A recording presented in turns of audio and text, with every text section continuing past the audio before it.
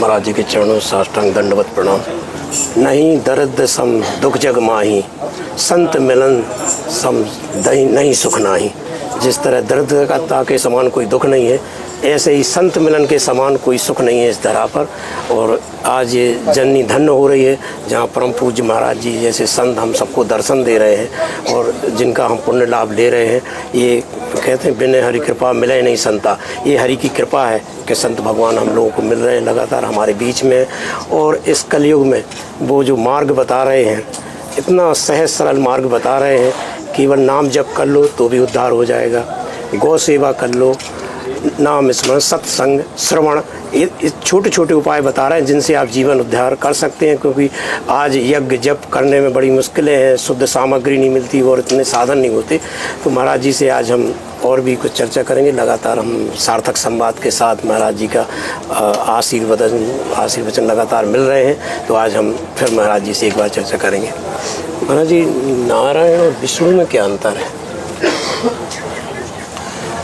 कोई अंतर नहीं जी।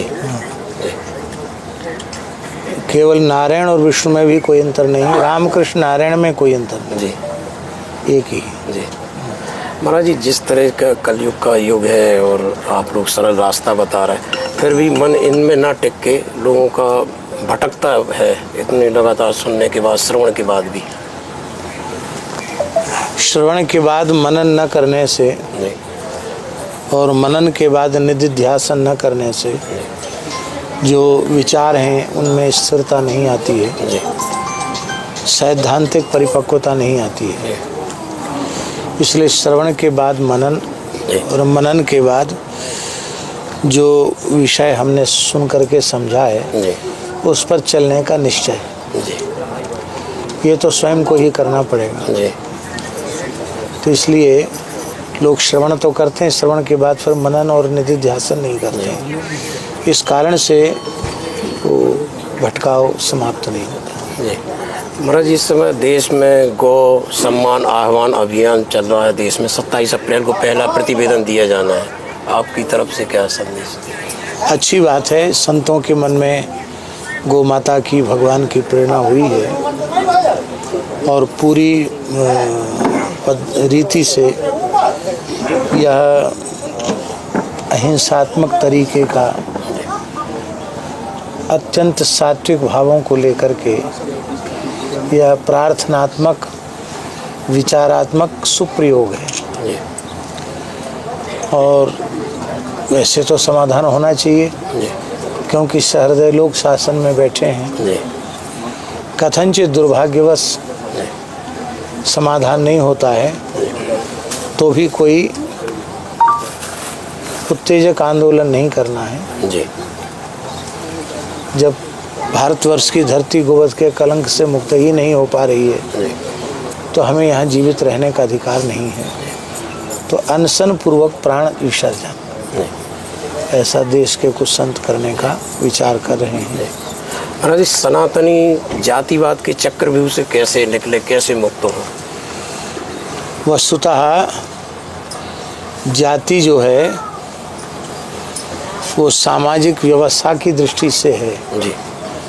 उसमें कहीं ऊंच नीच, द्वेष, घृणा, उद्वेग, भय, इसके लिए कोई स्थान नहीं है जी। ये जो जातिगत विद्वेष है, पहले इस देश पर मुगल शासन रहा तो हिंदुओं को बांटने के लिए उन्होंने जातिगत विद्वेष बढ़ाया जी।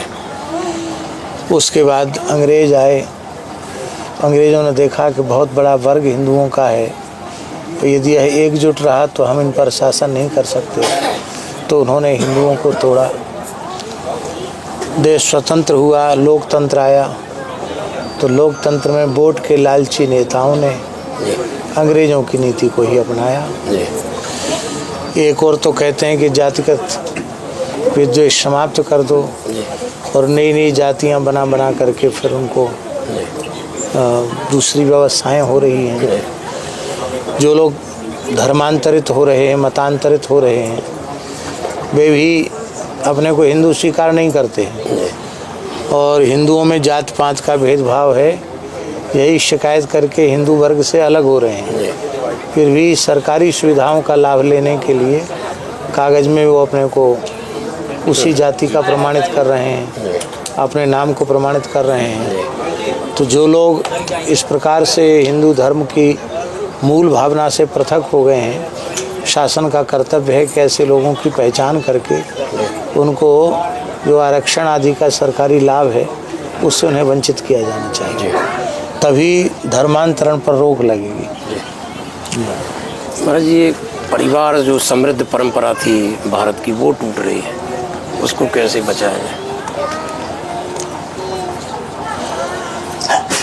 सबसे पहले अपने दिमाग से एक बात निकालना पड़ेगी जी। कि छोटा परिवार सुखी परिवार। जी। अब ये मानना पड़ेगा छोटा परिवार दुखी परिवार।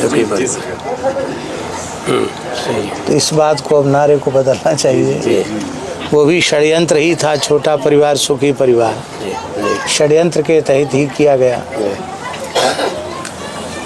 तो जो नाते रिश्तों का संबंधों का जो सुख है उनके बीच में जो हमें पोषण प्राप्त होता था, जो हमारे संस्कार पुष्ट होते थे, कुछ शिक्षाएं माँ से मिलती थी, कुछ दादी से, कुछ मामी से, कुछ मौसी से, कुछ फूफी से, वो सब संबंध ही समाप्त हो गए हैं। विदेश जाकर बसने की परंपरा बहुत अधिक लोगों के दिमाग में घर कर गई है। तो एक ही पुत्र होते हैं, वो विशेष पढ़े लिखने के बाद विदेश चले जाते हैं, वहाँ कोई काम कर लेते हैं, फिर वहीं की सभ्यता में रच पच जाते हैं, लौट के आते नहीं हैं। माता पिता यहाँ कष्ट पाते हैं। तो और उसमें भी कहीं ना कहीं योग्य व्यक्तियों को हम उनकी योग्यता के अनुसार काम नहीं दे पा रहे हैं, तो काम के कारण वो बाहर जा रहे हैं। तो यहाँ भी आओ योग्यता के अनुसार ही व्यक्तियों का चयन होना चाहिए, ना कि केवल किसी निजी स्वार्थ की पूर्ति के लिए हम किसी भी वर्ग विशेष को कहें कि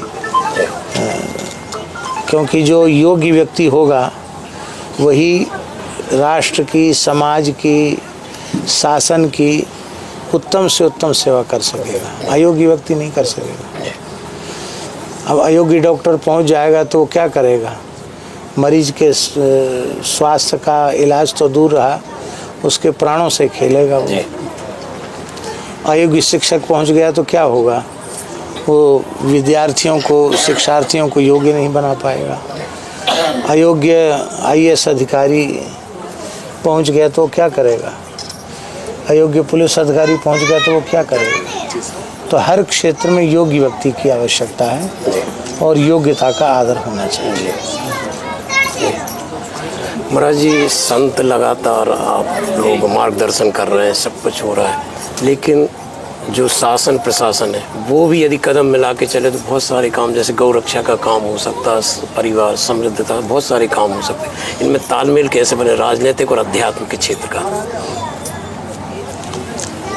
शिक्षा जो प्रदूषित हो गई है जी, उसको ठीक करना पड़ेगा जी, क्योंकि शिक्षा के माध्यम से ही संस्कार बालक बालिकाओं में आते हैं और भारतीयता प्रधान, राष्ट्रीयता प्रधान, जिसमें भारतीय सदाचार का आदर है, इस प्रकार की शिक्षा की पद्धति प्रायः भारतवर्ष में समाप्त हो गई है।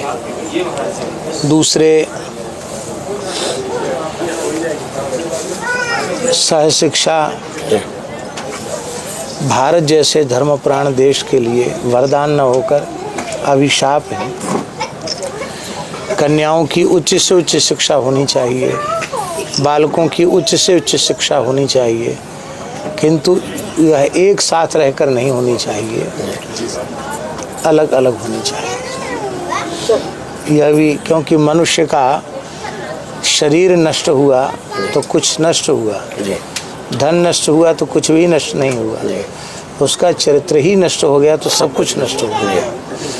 तो इसलिए चरित्र का संरक्षण होना चाहिए। जी हो गया जी, और नहीं है वो।